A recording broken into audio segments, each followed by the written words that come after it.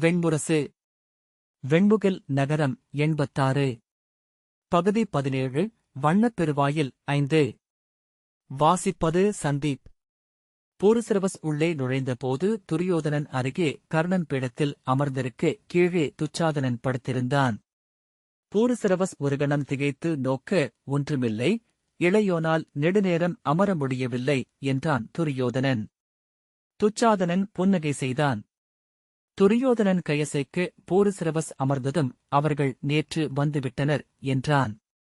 அவன் சொல்வதென்ன என்று புரிந்து பூருசிரவஸ் மேலே எதிர்பார்த்து அமர்ந்திருந்தான். தருமனும் அர்ஜுனனும் சகதேவனும் மதுராவிலிருந்து கிளம்பி மாலையிலேயே வந்தனர். பின்னிரவில் பீமனும் நகுலனும் வந்திருக்கிறார்கள். பூருசிரவஸ் தலையசைத்தான்.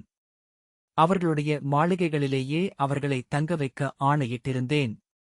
அரசரை சந்திக்க ஒப்புதல் கேட்டிருக்கிறார்கள். விப்ரரிடம் செய்தியை தெரிவித்துவிட்டேன். அரசர் நேற்றிரவு நெடுநேரம் துயிலவில்லை, காலையில் பிந்தியே விழிப்பார் என்றார். விழித்தெழுந்து பயிற்சி முடித்து உணவருந்திய பின் தெரிவிப்பதாக சொன்னார். நாங்களும் அந்த தருணத்திற்காகவே காத்திருக்கிறோம் என்றான் துரியோதனன். அவர்களை முறைப்படி முன்னரே நாம் சந்திக்க வேண்டும். ஆனால் அச்சந்திப்பில் என்ன நிகழுமோ என்ற குழப்பம் எங்கள் இருவருக்குமே இருக்கிறது. ஏதோ ஒரு மாயச் செயலால் நம் படைக்கலங்களை எல்லாம் இளைய யாதவன் அவனுடையதாக்கிக் கொண்டிருக்கிறான். ஏற்கனவே இந்த ஆட்டம் நம் கையை விட்டு சென்றுவிட்டது என்றான் கர்ணன். எனக்குப் புரியவில்லை மூத்தவரே என்றான் பூருசிரவஸ். ஒருமுறை நகரத் தெருக்களில் சுற்றிவாரும், புரியும் என்றான் கர்ணன். யாதவ அரசியின் வருகை நமக்கெதிராக திரும்பக் கூடாதென்பதற்காக அவரை முன்னிலைப்படுத்தி அதை ஒரு பெருநிகழ்வாக்கினோம். அதை பயன்படுத்திக் கொண்டு பாண்டவர்களின் நகர் திரும்புதலை ஒட்டுமொத்தமாக ஒரு பெருநிகழ்வாக ஆக்கிவிட்டான் யாதவன். அவையில் அவன் பாண்டவர் வருகையை அறிவித்தது முற்றிலும் எதிர்பாராதது. மிகச்சிறந்த அரசியல் சூழ்ச்சி. இன்று நகரில் அத்தனை பேரும் பாண்டவர்களின் வருகையைப் பற்றித்தான் பேசிக் கொண்டிருக்கிறார்கள். பூருசிரவஸ் தலையசைத்தான். அது அத்தனை மையமானதா என்று அவனுக்குத் தோன்றியது. அவன் உள்ளத்தை அறிந்தது போல மிகச்சிறிய நிகழ்வுகளுக்கெல்லாம் அரசியலில் பெரும்பொருள் உண்டு இளையோனே. ஏனென்றால் நாம் மக்களின் உள்ளத்தை வைத்து இவ்வாட்டத்தை நிகழ்த்துகிறோம். மக்கள் திரளின் உள்ளமென்பது மலையிறங்கும் நதி என்பர். அதற்கென இலக்கு ஏதுமில்லை. அதன் விசையே அதை முன்னெடுத்துச் செல்லும். ஒரு சிறிய பாறையே அதை திசைமாறச் செய்துவிடும் என்று கர்ணன் சொன்னான். பாண்டவர்கள் பாதிக்கப்பட்டவர்கள் என்ற இரக்கம் மக்களுக்கு வந்துவிடலாகாதென நாம் எண்ணினோம். அவர்களை போற்றினோம். அதைக் கொண்டே அவர்கள் வல்லமை மிக்கவர்கள், பெருந்தன்மையானவர்கள் என்ற சித்திரத்தை யாதவன் உருவாக்கிவிட்டான். இன்று நகரமெங்கும் பேசப்படுவது பாண்டவர்கள் தங்கைக்கென கொண்டு வந்த பெருஞ்செல்வத்தைப் பற்றித்தான். பூருசிரவஸ், அவர்கள் இரவில் அல்லவா வந்தனர் என்றான். ஆம், பகலில் வந்திருந்தால் மக்கள் இத்தனை கிளர்ச்சி கொண்டிருக்க மாட்டார்கள். அஸ்தனபுரி பல அணியூர்வலங்களையும் செல்வ நிறைகளையும் கண்டது. அவர்கள் காணாத செல்வம் கண்டதை விட மேலானதாகத்தானே இருக்க முடியும்.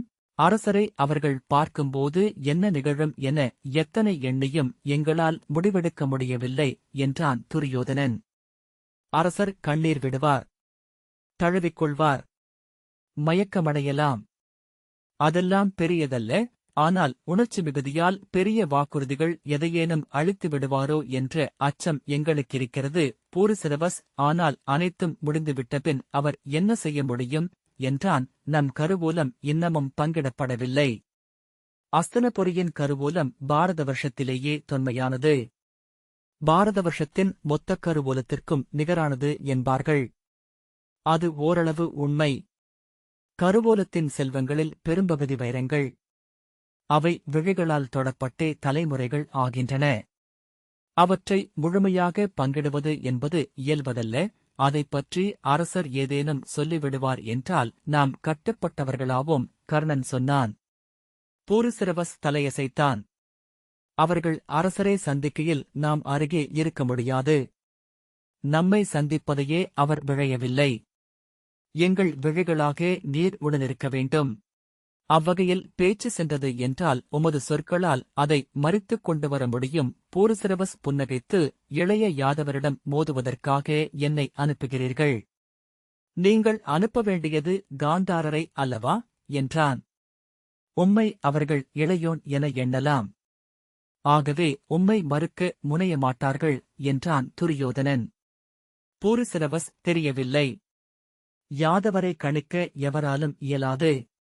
ஆனால் நான் எனக்கிடப்பட்ட ஆணையை செம்மையாகச் செய்ய முயல்கிறேன் என்றான். நீர் அவர்களுடன் இருந்தாலே போதும். அதுவே அவர்களை கட்டுப்படுத்தும் என்றான் கர்ணன். மூத்தவரே, நாம் என்ன செய்ய முடியும்? எதை நீங்கள் எண்ணுகிறீர்கள்? கர்ணன், இதுபோல குழம்பிய நிலையில் நான் என்றும் இருந்ததில்லை. உண்மையில் என்ன செய்வதென்றே தெரியவில்லை என்றான். உடனடியாக என் கவலை என்பது பேரரசரை பாண்டவர் சந்திக்கும் தருணத்தை கடப்பது மட்டுமே. அது எதிர்பார்க்கப்பட்ட ஒன்றுதானே என்றான் பூரிசிரவஸ். ஆம், ஆனால் திருப்பதி நகர் நுழையும்போது அவர்கள் வருவார்கள் என எண்ணினேன். நாடு இரண்டாகப் பிரிவதன் சோர்வு நிறைந்திருக்கும் சூழலில் அரசமுறை சந்திப்பாக அதை கொண்டு சென்று விடலாமென திட்டமிட்டேன், கர்ணன் சொன்னான். இப்போது நாமே உணர்ச்சிமிக்க ஒரு சந்திப்புக்கு களம் அமைத்து அவர்களுக்கு அளித்திருக்கிறோம். துரியோதனன் சலிப்புடன் கைவீசியபடி எழுந்து சாளரத்தருகே சென்று, சொல்லப்போனால் தந்தை அறியக்கூடாதென எண்ணிய அனைத்தையும் அவர் அறிந்து கொள்ளட்டும் என்றுதான் இப்போது என் உள்ளம் விழைகிறது. இத்தனை ஆண்டுகளாக நெஞ்சில் எரியும் இந்த அனல் அடங்கட்டும் என்றான். என்ன சொல்கிறீர்கள் என்று கர்ணன் சொல்லவர சினத்துடன் இடைமறித்து துரியோதனன் துச்சாதனனை சுட்டிக்காட்டி, இதோ என் இளையோன் இன்னமும் சீரடையாத உடலுடன் கிடக்கிறான். நீயும் நானும் இறப்பைத் தொட்டு மீண்டிருக்கிறோம். இதற்குமேல் என்ன என்றான். கையை வீசி அவர் அறியட்டும். அறிந்தால் நான் விடுபட்டவன் ஆவேன் என்றான். துச்சாதனன் தருமர் அறச்செல்வர் என்றே நான் எண்ணுகிறேன். அவர் ஒருபோதும் சொல்ல மாட்டார். அவர் சொல்லை இளையோர் மீறமாட்டார்கள் என்றான். துரியோதனன் திரும்பி துச்சாதனனை விழிகொட்டாமல் நோக்கினான். உங்களுக்காக நான் எதையும் செய்வேன். ஆனால் அவரே இக்குடியின் மூதாதையருக்கு இனியவர். நம் குலத்தின் அறம் திகழ்வது அவரிலேயே. அதை சொல்லாமலிருக்க முடியாது என்றான். துரியோதனன், சொல். நானும் அதை மறுக்கப் போவதில்லை. இது போரில் வெற்றி ஒன்றே கருதப்படுகிறது என்றான். பூரிசிரவஸ் அவர்கள் சொல்வதென்ன என்றறியாமல் கர்ணனை நோக்க அவன் எரிச்சலுடன், என்ன வீண்பேச்சு இது என்றான். துரியோதனன், வீண்பேச்சல்ல கர்ணா. இனி இந்த ஆட்டத்தைத் தொடர எனக்கு உள்ளமில்லை. அவர் அறியட்டும். அறிந்தபின் அனைத்தும் ஒரு தெளிவுக்கு வரட்டும் என்றான். கர்ணன், அவர் அறிவார் என்றான். துரியோதனன் திகைப்புடன் நோக்கினான். அவருக்குத் தெரியும். ஆகவேதான் அந்தக் கொந்தளிப்பு. அவருக்குத் தெரிந்தவை அனைத்தும் விப்ரருக்கும் தெரியும். அவர் அன்று சொன்ன சொற்களில் அனைத்தும் இருந்தன. சில கணங்கள் அமைதிக்குப் பின் துச்சாதனன், ஆம், நான் அதை நோய்ப்படுக்கையில் கிடந்தபோது முழுமையாகவே உணர்ந்தேன். தந்தையின் முகம் என் கனவில் வந்தபோது எஞ்சிய ஐயமும் அகன்றது என்றான். மீசையை முறுக்கிய துரியோதனன் கை நடுங்கியது. தாழ்த்திவிட்டு சாளரம் நோக்கி திரும்பினான். அவன் உடலில் ஒரு விதிர்ப்பு இருப்பதை உணர முடிந்தது. துச்சாதனன் அவர்களை பார்த்ததும் காலில் விழுவார். அதுதான் நிகழும். நினைத்தால் அவர்கள் அவர் தலையில் கால் தூக்கி வைக்கலாம். அதை தருமர் செய்ய மாட்டார். நான் அவரை நம்புகிறேன் என்றான். கர்ணன், ஆம், ஆனால் கிருஷ்ணன் செய்யக்கூடும் என்றான். துரியோதனன் திரும்பி கைவீசி உரக்கக் கூவினான், செய்யட்டும். அவன் விரும்பியதை கொண்டு செல்லட்டும். இனி நான் எதையும் காக்கப் போவதில்லை. பூரிசிரவஸ் மாறி மாறி நோக்கினான். அவனுக்கு அப்போதும் ஏதும் புரியவில்லை. இளையோனே, நீ அவர்களுடன் செல்ல வேண்டியதில்லை. அவர்கள் அவரை சந்திக்கட்டும். வெல்லட்டும். நான் எதையும் செய்ய விரும்பவில்லை என்று துரியோதனன் கூவினான். வாயை மூடுங்கள் இளவரசே என்று கர்ணன் அதற்குமேல் குரலெழுப்பினான். போதும். மூடத்தனங்களுக்கும் எல்லை உண்டு. திரும்பி பூரிசிரவசிடம் இது ஆணை. நீர் யுதிஷ்டிரனையும் பாண்டவர்களையும் சென்று பாரும். அவர்களை பேரரசரிடம் அழைத்துச் செல்ல உம்மை பொறுப்பாக்குகிறோம். அவர்களுடன் இரும். புரிகிறதா என்றான். பூருசிரவஸ் தலைவணங்கி ஆணை என்றான். நீர் செல்லலாம். பூருசிரவஸ் எழுந்து மீண்டும் தலைவணங்கிவிட்டு அறையை விட்டு வெளியே சென்றான். இடைநாழியில் ஓடிக்கொண்டிருந்த காற்று உடம்பைத் தொட்டதும் உடல் சிலிர்த்தது. உடனே அனைத்தும் விளங்கியது. அறியாமல் அறைவாயிலை திரும்பி நோக்கினான். தலையை அசைத்துக் கொண்டு நடக்கத் தொடங்கினான். பொழுதுபடிந்த முகம் போல உள்ளம் ஒவ்வாமையை உணர்ந்தபடியே இருந்தது. சற்று நேரம் சென்றபின் அவன் நின்றான். திரும்ப அறைக்குள் செல்ல வேண்டும் என்று தோன்றியது. கண்களை மூடிக்கொண்டபோது துரியோதனனின் விரிந்த பெருங்கரங்களை அண்மையில் எனக் கண்டான். புடைத்த நரம்பு கிளை விரித்து இறங்கிய புயங்கள். அவன் வியர்வையின் மெல்லிய எரிமணம். விழிகளைத் திறந்தபோது தன் முகம் மலர்ந்திருப்பதை அவனை உணர்ந்தான். தன் மாளிகைக்குச் சென்று உடைமாற்றி உணவருந்திவிட்டு அவன் பாண்டவர்களின் மாளிகைக்கு மீண்டான். புறவியில் வரும்போது இருபக்கமும் முகங்களை நோக்கிக் கொண்டிருந்தான். ஒவ்வொரு முகமும் பாண்டவர்களைப் பற்றித்தான் பேசிக் கொண்டிருக்கிறது என்று தோன்றியது. அதை உண்மையில் கணிக்கவே முடியாது. உள்ளம் விழைவதையே விழிகள் எங்கும் காண்கின்றன. உற்றர்களும் விழிகளே. அவர்கள் அரசன் விழைவதையே காண்கிறார்கள். யுதிஷ்டிரனின் மாளிகையை அடைந்து தன் வருகையை ஏவலனிடம் அறிவித்துவிட்டு காத்திருப்பறையில் அமர்ந்தான். மேலே தொங்குவிசிறி மயிர்பேலிக் கற்றைகளுடன் ஆடிக்கொண்டிருந்தது. அந்த நிழலாட்டம் பதற்றத்தை அளித்தது. அதை நிறுத்தும்படி சொல்லலாம் என எண்ணினான். ஆனால் அதுவே அச்சத்தை காட்டிக் கொடுத்துவிடும் என்று எண்ணி தவிர்த்தான். உள்ளங்கை ஈரமாக இருந்தது. அதை கச்சையில் துடைத்துக் கொண்டான். இளவயதின் கதைகளில் கேட்டறிந்த யுதிஷ்டிரர். அவர் கருணையும் அமைதியும் கொண்டவராகவே இருப்பார். ஆனால் உடன் அர்ஜுனனும் பீமனும் இருக்கக்கூடாது. பிற இருவரையும் பற்றி அவனுள் சித்திரமே இல்லை. ஏவலன் வந்து அவைக்கு வருக என்று சொல்ல எழுந்ததும்தான் தேவகியை நினைவு கூர்ந்தான். குளிர்ந்த அலையொன்று அடித்து பின்னால் சாய்த்தது போலிருந்தது.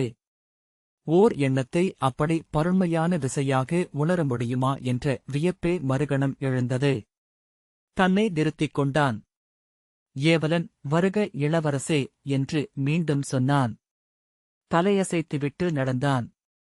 ஒரே கணத்தில் உள்ளம் சீரடைந்த விந்தையையும் பார்த்தான். ஆனால் இடக்கால் மட்டும் நடுங்கிக் கொண்டிருந்தது. அவளை நினைக்கவே இல்லை. ஒரு கணம் கூட. பாண்டவர்களின் வருகை பற்றி அறிந்தபோதும் யுதிஷ்டிரரை சந்திப்பதைப் பற்றி பேசிய போதும் உள்ளம் அத்தனை நுட்பமாக அந்த நாடகத்தை போட்டிருக்கிறது. ஆனால் அலைகளுக்கு அடியில் கருணாகம் அந்த முத்துச்சிப்பியைத்தான் தன் உடலால் தழுவி நெளிந்து கொண்டிருந்திருக்கிறது. அந்த மாளிகையே சிபிநாட்டின் செந்நிறப்பாலை நிலம் சூழ இருப்பது போலிருந்தது. சாளரம் வழியாக பார்த்தால் மணல் மடிப்புகளின் வளைவுகளை பார்க்க முடியும் என்று தோன்றியது. காதுகளில் கதிர்வெம்மையின் அலைகள். இருண்டு குளிர்ந்த குகைக்குடைவு படிகள். விழிக்கு மண் என்றும் கைகளுக்கு பாறை என்றும் காட்டும் சுவர்கள். நாம் மண்ணுக்குக் கீழே 100 அடி ஆழத்தில் இருக்கிறோம். அவளுடைய விழிகள் சிரித்தன. சிரிப்பதற்கே உரியவை போன்ற விழிகள். சற்றே ஒடுங்கிய கன்னம். கூரிய நீண்ட மூக்கு. செவ்வுதடுகளுக்குள் சற்றே மங்கலான நிறம் கொண்ட பற்கள். காலத்தில் புதைந்து மறைவதென்றால் இதுதான். அவன் நின்று இன்னும் எத்தனை தொலைவு என்று பார்த்தான். ஏவலன் இடைநாழியின் மறு எல்லைக்குச் சென்று திரும்பிப் பார்த்தான். நீ இன்னும் பெரிய அரசை ஆளக்கூடியவள். ஐயமே இல்லை. என்ன குளிர். மண்ணுக்கு அடியில் செல்லச் செல்ல குளிர்தான். ஆனால் மேலும் சென்றால் அனல் என்கிறார்கள். மண்ணுக்குள் விண்ணை ஆளும் 7 பெருநெருப்புகளும் கூடுகட்டியிருக்கின்றன. பெரிய அரசுடன் வருக. அறையின் பெரிய வாயிலை திறந்த ஏவலன் உள்ளே செல்ல கை காட்டினான்.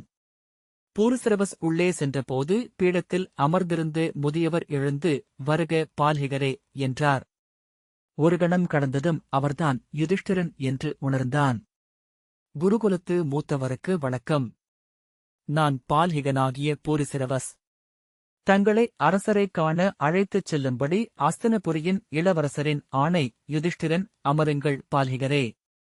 மிக இளையவராக இருக்கிறீர்கள். நான் சற்று முதியவரை எதிர்பார்த்தேன் என்றான். பூருசிரவஸ் அமர்தான். தங்கள் தந்தை சோமதத்தரை நான் இளவயதில் ஒருமுறை மதுர நாட்டில் கண்டிருக்கிறேன். தங்கள் மூத்தவர் சலன் நலமாக இருக்கிறார் அல்லவா?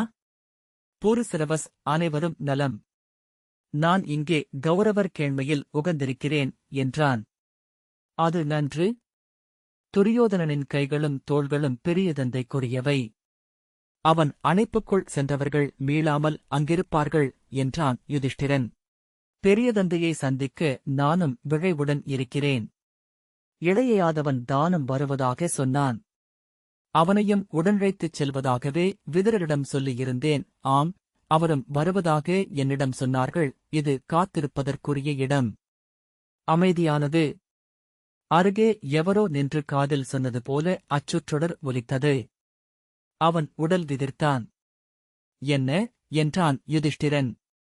இந்த அரைக்காற்று கொஞ்சம் குளிர்கிறது யுதிஷ்டிரன். ஆம், பெரிய சாளரங்கள் என்றான். அவள் இருக்கிறாளா? இங்கே உள்ளேதான் இருக்கிறாள். இந்த மரத்தரையில் அவளுடைய கால்களும் தொட்டுக் கொண்டிருக்கின்றன. அவளுடைய மூச்சு இக்காற்றில் கலந்திருக்கிறது. நான் அறிவேன். இன்று மாலை அரசவையில் எங்களை முறைமைப்படி அவையமர்த்துவதாக சொன்னார் விதுரர். அதற்கு முன் தந்தையை சந்திப்பது கடமை என்று நான் சொன்னேன் என்று யுதிஷ்டிரன் சொன்னான். பூருசிரவஸ் மெல்ல தன்னுள் ஒரு புன்னகையை உணர்ந்தான். அவனுள் நிகழும் எண்ணங்களை சற்றும் உணரக்கூடியவர் அல்ல அவர் என்று தெளிவாகத் தெரிந்தது. விழியெழுந்தவர் முன் அமர்ந்திருக்கும் விடுதலையுணர்வு ஏற்பட்டது. இளையோர் இருவரும் இங்கில்லை என்று யுதிஷ்டிரன் சொன்னான். அர்ஜுனன் காலையிலேயே துரோணரை சந்திப்பதற்காக குருகுலத்திற்கு சென்றிருக்கிறான். பீமன் அவனை இளமையில் வளர்த்து செவிலி அனகை நோயுற்றிருப்பதை அறிந்து அங்கு சென்றிருக்கிறான். அரசரை சந்திக்க எப்படியும் உச்சி கடந்துவிடும் என்று எண்ணி நானும் ஒப்புதல் கொடுத்தேன். பூருசிரவஸ் ஆம், உச்சி கடந்துவிடும் என்றே எண்ணுகிறேன் என்றான். அதற்குள் இளைய யாதவனும் வந்துவிடுவான். அவன் கௌரவர்களிடம் சக்கர பயிற்சி செய்யச் சென்றிருக்கிறான். நகுலன் சூதர்களின் புரவி பயிற்சிச் சாலைக்குச் சென்றான். யுதிஷ்டிரன் சிரித்து, நானும் சகதேவனும் மட்டுமே இங்கிருக்கிறோம். எங்களிருவருக்கும் மட்டுமே காலையில் நூல் பயிலும் வழக்கம் இருக்கிறது. க்ஷத்திரியர்களுக்கு உகக்காத வழக்கம் என்றான். பூருசிரவஸ் நானும் நூல் பயில்வதுண்டு என்றான். என்ன நூல்கள்? அரசு சூழ்தலா என்றான் யுதிஷ்டிரன். இல்லை, நான் பயில்வதெல்லாம் காவிய நூல்கள் என்றான். யுதிஷ்டிரன் காவியம் நன்று. ஆனால் நான் அவற்றில் கூட வரலாற்றை மட்டுமே பார்ப்பது வழக்கம் என்றான்.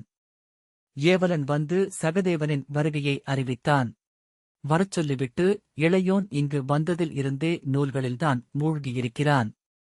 இந்த இரண்டாவது வரவின் நிகழ்வுத் தொடர்களைப் பற்றி ஆராய்கிறான் என்றான் யுதிஷ்டிரன். பூருசிரவஸ் அவர் கனிநூல் வல்லுனர் என்றனர் என்றான். ஆம், நாங்கள் ஐவருமே 5 வல்லுநர்கள் என்றான் யுதிஷ்டிரன். எதிலும் திறன் கொண்டவராக எங்கள் தந்தை இருக்கவில்லை. அவரது உள்ளம் ஒரு அறநூல் அறிஞனாகவும் மாமல்லனாகவும் விற்கலை மேதையாகவும் புரவி தேர்ந்தவனாகவும் கனிநூலாளனாகவும் தன்னை மாறி மாறி புனைந்து கொண்டது. அக்கனவுகள் எங்கள் வடிவில் உருவம் கொண்டன.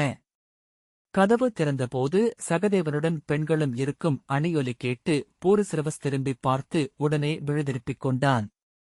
முரசை கோல் நீவியது போல ஒரு முழக்கம் அவனுள் எழுந்தது. தேவிகையும் விஜயையும் சகதேவனுடன் உள்ளே வந்தனர். என்ன என்று யுதிஷ்டிரன் புன்னகையுடன் அவர்களை நோக்கிக் கேட்டான். வந்ததிலிருந்தே காத்திருக்கிறோம். சலித்துவிட்டது. நாம் எங்கும் செல்வதில்லையா என்றபடி தேவிகை அருகே வந்தாள். இயல்பாக பீடத்தில் அமர்ந்து வந்த கணம் முதல் நிகழ்வுகளாக இருக்கும் என எதிர்பார்த்தேன் என்றாள். அதுதான் சலிப்பூட்டுகிறது. இன்னமும் உச்சிவேளை கூட ஆகவில்லை. அரைநாள் கூட பொறுக்க முடியாதா என்ன என்றான் யுதிஷ்டிரன். விஜயே அமர்ந்தபடி அக்கா விடிகாலையிலேயே எழுந்து முழுதணைக் கோலம் கொண்டு விட்டார்கள் என்றாள். சகதேவன் பூருசிரவஸிடம் 2 கைகளையும் நீட்டியபடி பால்ஹிகரே, உங்களைப் பற்றி அறிந்திருக்கிறேன் என்றான். பூருசிரவஸ் அவனுடைய புன்னகைக்கும் அழகிய முகத்தை நோக்கியபோது மேலும் பதற்றத்தைத்தான் அடைந்தான். ஆம், நானும் கேள்விப்பட்டிருக்கிறேன். சந்தித்ததில் மகிழ்ச்சி. நான் இங்கே என்றபின் நாவால் இதழ்களை ஈரப்படுத்தி தங்களை என்றான். இளையோனே, நம்மை தந்தையிடம் கூட்டிச் செல்பவர் இவர். துரியோதனனுக்கு அணுக்கமானவர் என்ற யுதிஷ்டிரன் திரும்பி தேவகியிடம், உங்கள் குலத்திற்கு அணுக்கமானது இவர்களின் குலம். அறிந்திருப்பாய். உங்கள் குலமூதாதை பால்ஹிகர்தான் பால்ஹிக நிலத்தின் 10 அரசுகளுக்கும் முன்னோடி. இன்றும் அவர் உயிருடன் இருக்கிறார் என்றான். தேவிகை, ஆம், தெரியும். ஒருமுறை இவரை நான் பார்த்திருக்கிறேன் என்றாள். பூருசிரவஸ் அவள் அறியாமல் திரும்பி அவளை நோக்கினான். அவள் முகத்திலும் விழிகளிலும் இனிய சிரிப்பு மட்டும்தான் இருந்தது. பால்ஹிக மூதாதையை அழைத்துச் செல்வதற்காக சிபி நாட்டுக்கு வந்திருந்தார். அப்படியா? அது எனக்கு செய்தி என்றவன் பூருசிரவஸை நோக்கித் திரும்பி, மத்ரம், சௌவீரம், பூர்வபாலம், சகம், யவனம், துஷாரம், கரபஞ்சகம், கலாதம், குக்குடம், துவாரபாலம் என்னும் 10 அரசுகள் இல்லையா என்றான். ஆம் மூத்தவரே. ஆனால் கரபஞ்சகம், கலாதம், குக்குடம், துவாரபாலம் ஆகிய 4 நாடுகள் அல்ல, அவை குலக்குழுக்கள் மட்டும்தான். துவாரபாலம் என்பது ஒரு குடி கூட அல்ல, 12 குடிகளின் தொகுதி. உண்மையில் மலைக்கணவாயை காவல் காக்கும் குலம். அனைவருமே துவாரபாலர்கள் என்றும் பால்ஹிகரின் குருதி என்றும் சொல்லிக் கொள்கிறார்கள். இதையே அன்று என்னிடமும் இவர் சொன்னார் என்று தேவிகை சிரித்தாள். இந்த குலக்கணக்குகளை விட்டு மலைக்குடிகள் மேலே எழுவதே இல்லை என்று என் தந்தை சொன்னார். பூருசிரவஸ் அவளை ஒரு கணம் நோக்கிவிட்டு விழுதிருப்பினான். அவன் உடல் முழுக்க குருதி வெம்மை கொண்டு ஓடியது. மூச்சிறைக்காமலிருப்பதற்காக அவன் வாயை மெல்லத் திறந்தான். திரும்பி விஜயையை நோக்கினான். விஜயை அவனை நோக்கி புன்னகை செய்து, எல்லா மலைக்குடிகளும் குடிப்பெருமையால் மட்டும் நிற்பவர்கள் அல்ல என்று சொல்லுங்கள் இளவரசே என்றாள். மதுரநாட்டின் குருதி அஸ்தினபுரியை அடைந்து ஒருதலை முறை கடந்துவிட்டது. யுதிஷ்டிரன், ஆம், அன்னை மாத்ரியை எப்படி மறக்க முடியும் என்றான். விஜயை, பால்ஹிக இளவரசர் கூட அஸ்தினபுரியின் இளவரசியை மணக்கவிருப்பதாக மலை நாடுகளில் ஒரு பேச்சிருந்தது என்றாள். தேவிகை, இவரா? வியப்பாக இருக்கிறதே. பிறக்கென்ன ஆயிற்று என்றாள். தெரியவில்லை. அவர்தான் சொல்ல வேண்டும். துரியோதனருடன் மற்போரில் வெல்ல வேண்டும் என்று சொல்லிவிட்டார்களோ என்னவோ என்றாள் விஜயை. தேவிகை உரக்க சிரித்துவிட்டாள். யுதிஷ்டிரன் சிரித்தபடி, பெண்கள் நகைக்க விரும்பினால் ஒருவரை பிடித்துக் கொள்கிறார்கள் பால்ஹிகரே. பொருட்படுத்த வேண்டியதில்லை என்றான். பூருசிரவஸ் திரும்பி சகதேவனை பார்த்ததும் அவனுக்கு ஏதாவது தெரியுமா என்று எண்ணிக்கொண்டான். அது அவன் தவிப்பை கூட்டியது. எழுந்து சென்றுவிட வேண்டும் என்று தோன்றியது. இளையவர் ஒருவரைக் கண்டால் நகையாடுவதில் என்ன பிழை? அவர் ஒன்றும் பிழையாக எண்ணமாட்டார் என்றாள் தேவிகை. மேலும் அவர் இங்கு நமக்கு பணியாற்ற அனுப்பப்பட்டவர். நம்மை மகிழ்விப்பது அவரது கடமை. என்ன சொல்கிறீர் பால்ஹிகரே? பூருசிரவஸ், ஆம் இளவரசி என்றான். விஜயை, அதற்காக அவரிடம் பாடச் சொல்லிவிட வேண்டியதில்லை என்றாள். இருவரும் மேலும் சிரித்தனர். சகதேவன், போதும் என்றபின் பூருசிரவஸிடம், நாம் எப்போது மூத்த தந்தையை பார்க்கிறோம் என்றான். அவரது அணுக்கர் செய்தியனுப்பியதுமே சந்திக்கலாம். நான் இங்கிருப்பதை அறிவித்துவிட்டுத்தான் வந்தேன் என்றான். நாம் அரசரை சந்தித்த பின்னர்தான் இளவரசிகள் பேரரசியை சந்திக்க வேண்டும். அதற்காகவே காத்திருக்கிறார்கள். பூருசிரவஸ், நாம் கிளம்பியதுமே இவர்களும் செல்லலாம். மாலை அரசவை கூட்டம் கூடுவதற்குள் சந்திப்புகள் முடிய வேண்டும் அல்லவா என்றான். நம்முடன் யாதவரும் விதுரரும் வருவார்கள் என்ற சகதேவன், உண்மையில் மூத்த தந்தையை எப்படி சந்திப்பது என்ற பதற்றம் எனக்கு இருக்கிறது. அவர் இந்நாட்கள் அவரது பாதங்களை தொட்டு வணங்குவதன் மூலம் நாம் தந்தையின் வாழ்த்துக்களையும் பெற்றுக்கொள்கிறோம். சகதேவன், ஆம் என்றான். தேவிகை, பால்ஹிகரே, நீங்கள் துச்சடையை பார்த்தீர்களா என்றாள். பூருசிரவஸ் அவளை தன்னையறியாமல் பார்த்துவிட்டான். பார்க்காமலா மணமுடிக்க எண்ணினார் என்றாள் விஜயை. அவன் திரும்பி விஜயையை நோக்க, அஸ்தினபுரியின் இளவரசியை மணமுடிக்க எண்ணுபவர்கள் அவளை பார்க்க வேண்டும் என உண்டா என்ன என்றாள் தேவிகை. பூரிசிரவஸ் தலை குனிந்தான். நான் கேட்பதற்கு நீங்கள் மறுமொழி சொல்லவில்லை பால்ஹிகரே. பார்த்தேன் என்றான் பூரிசிரவஸ் குனிந்தபடி. இந்த மணநிகழ்வில் அவளுக்கு மகிழ்ச்சியா என்ன என்று தேவிகை கேட்டாள். இதென்ன கேள்வி? சிந்து அரசர்கள் தொன்மையான குலம். சிந்து நாடு 7 நதிகளின் படுகை. சிபி நாட்டை விட 5 மடங்கு பெரியது. பால்ஹிக நாட்டை விட 12 மடங்கு பெரியது என்றாள் விஜயை. பால்ஹிக நாடா? மலைகளையும் சேர்த்து சொல்கிறாயா என்றாள் தேவிகை. மலைகளில் உள்ள 27 சிற்றூர்களைத்தான் பால்ஹிக நாடு என்கிறார்கள். 5 வருடங்களுக்கு ஒருமுறை அவர்கள் பெருவிழவன்று ஒன்றாக கூடும்போது மொத்த பால்ஹிக நாட்டையும் ஒரே இடத்தில் கண்ணால் பார்த்துவிட முடியும் இல்லையா பால்ஹிகரே? பூரிசிரவஸ் தலை தூக்கி ஆம் இளவரசி என்றான். பால்ஹிக நாடுகளை இணைத்து ஒன்றாக ஆக்க வேண்டுமென்பது எந்தையின் கனவு என்றாள் விஜயை. இந்திரபிரஸ்தம் அமைந்ததுமே விஜயர் வில்லுடன் வருவதாக சொல்லிவிட்டார். யார் கண்டது? மறுமுறை வரும்போது பால்ஹிகர் நம் நாட்டுக்குள் அமைந்த சிற்றரசொன்றை ஆள்பவராகக் கூட இருப்பார். பூரிசிரவஸ் ஆம், அவ்வாறு நிகழ்ந்தால் என் பேரு என்றான். நான் ஒருமுறை இமயமலையடுக்குளில் பயணம் செய்ய விழைகிறேன். பால்ஹிகர் எனக்கு அகம்படை வந்தாரென்றால் அச்சமின்றி செல்ல முடியும் என்று தேவிகை சொன்னாள். யுதிஷ்டிரன் இமயமலை முடிகளை நிலத்தில் வாழ்பவர்கள் எளிதில் அணுக முடியாது தேவிகை என்றான். பூரிசிரவஸ் கால்களால் தரையில் போடப்பட்ட மரவுரி விரிப்பை நிருடிக் கொண்டிருப்பதை உணர்ந்து நிறுத்தினான். கீழிருந்து ஏவலன் வந்து வணங்கி செய்தியாளன் வந்திருக்கிறான். இன்னும் ஒரு நாழிகையில் பேரரசர் இளவரசர்களை பார்க்க சித்தமாக இருக்கிறார் என்றான். யுதிஷ்டிரன் கையில் இருந்த சுவடியை வைத்துவிட்டு நன்று. உச்சிப்பொழுதின் 4ஆம் நாழிகை வரை நல்ல நேரம்தான் என்றபின் சகதேவனிடம் செல்வோம் இளையோனே என்றான்.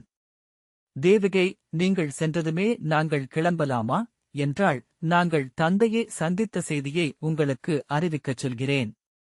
உடனே நீங்கள் கிளம்பலாம் என்றான் யுதிஷ்டிரன். பால்ஹிகரே, எங்கள் தேர்கள் புஷ்ப கோஷ்டத்திற்கு வரும்போது அங்கே முற்றத்தில் இடமிருக்க வேண்டும் என்றாள் தேவிகை. அவன் திரும்பி அவளை நோக்க பீடத்தில் நிமிர்ந்து அமர்ந்தபடி நீர் முன்னரே அதை ஒழுங்கு செய்திருக்க வேண்டும் என்றாள். கட்டக்குழலில் இருந்து மணிச்சரம் நழுவி முகத்தில் சரிய அதை விலக்கியபடி காலை கொற்றவை ஆலயத்திற்குச் சென்றபோது முற்றத்தில் இடமில்லை என்று சற்று நேரம் நிற்க வைத்துவிட்டனர். அது மீண்டும் நிகழலாகாது என்றாள். பூரிசிரவஸ் ஆணை இளவரசி என்றான். சகதேவன் பால்ஹிகரே, நாம் ஒன்றாகவே செல்வோம். நீர்க்கூடத்தில் காத்திருக்கலாம் என்றான். பூரிசிரவஸ் எழுந்து தலைவணங்கினான். இந்த வாசிப்பை கேட்டதற்கு நன்றி.